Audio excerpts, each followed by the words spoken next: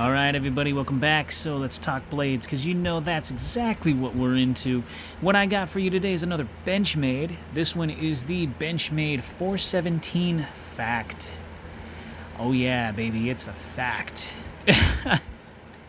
I gotta say, when I saw this knife, I wanted it just as much as I wanted that bailout. It was, I want to say a good couple years, maybe 2-3 years, since I saw a really decent Benchmade that I really wanted. The last Benchmade before this one that I purchased was the Contigo, and that's a huge knife. This knife it kind of reminds me of like, a pencil. I don't know why it reminds me of pencil. It just does. It just kind of reminds me of, and it's really sticky pokey, in my opinion, because it's so thin and it's got one hell of a tip on there. And let me just get into it. So, every time I hold this knife, I kind of just, I don't know. It's one of those knives where, man, it's so, I like it. It's got aluminum handle scales right here. It's got like an odd texture to it. If you can see it, and you can feel it, and that does add grip. The only thing I don't like about this knife is that it has these holes right here. I'm not entirely sure why it has the holes there. I think it's for weight reduction. But I love that deep carry pocket clip. This thing is very... Look at that. You know, I mean, it's still kind of wide. It still has a little bit of, girth right there, but it's not...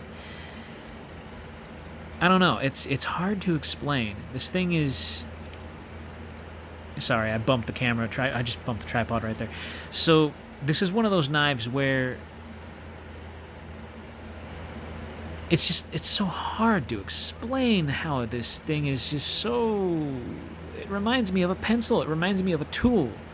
It doesn't even seem like a knife, but get this. Look at that. What the heck? What is that? That's a sword. It's like a little dagger. It's got that.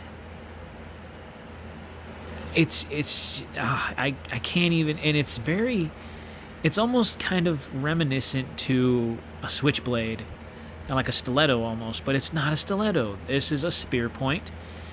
But look at that freaking tip right there. That is scary. I think you could pop somebody's tires with this. I mean, I wouldn't, but looks like you could.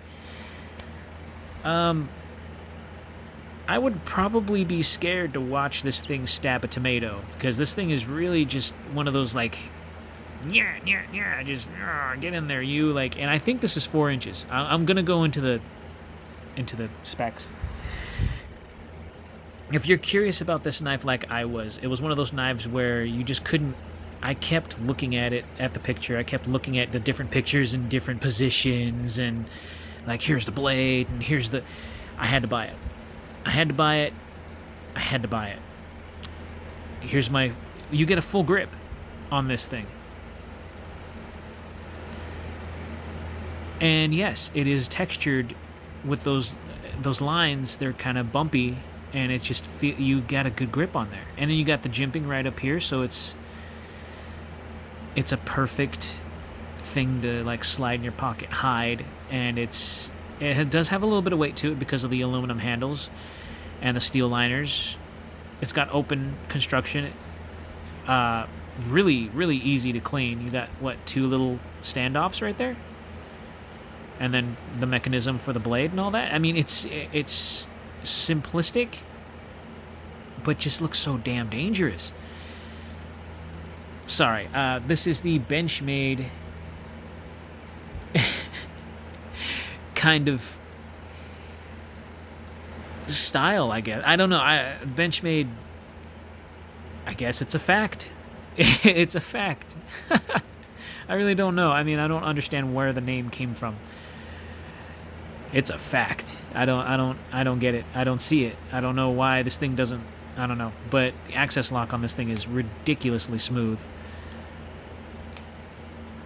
I could sit here and just... And the blade centering, look at that.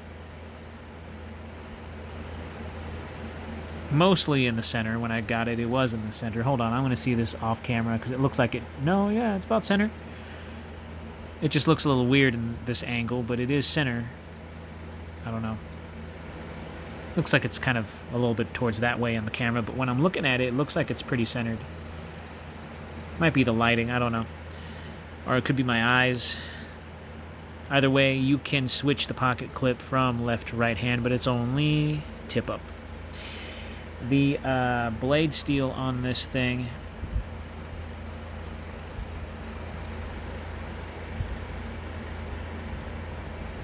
Sorry, I'm...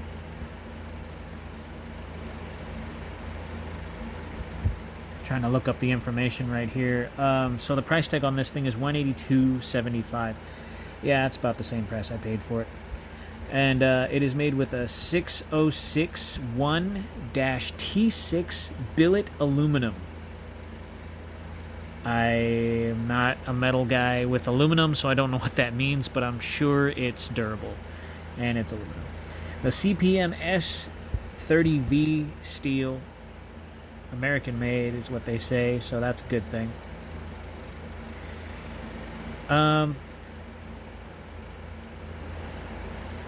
You could practically use this for anything it states.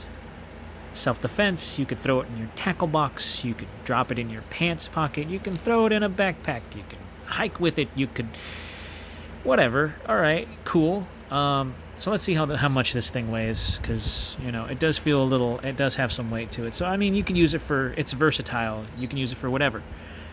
So I still don't understand where the name Fact came from. But, whatever, you know. This could be a fact. 3.19 ounces. So, yeah. For it being full metal, it's still decently light. Under 4 ounces. And let's get to that blade length. I am curious to see. Yes, it is 4 inches blade length and overall of almost 9 inches right there. Almost 9 inches. So a little over 8.5 inches altogether. But yeah, this tip is dangerously pokey. I mean, it really, really is. The fact that it's so, and it catches onto my skin. If you can see that, it's catching my skin right now. See it? I don't know if you can. It just pulled my skin. That's how pokey this thing is. Here's some paper. I didn't even mean to do that. It's just... Yeah. And then, of course, how sharp it is.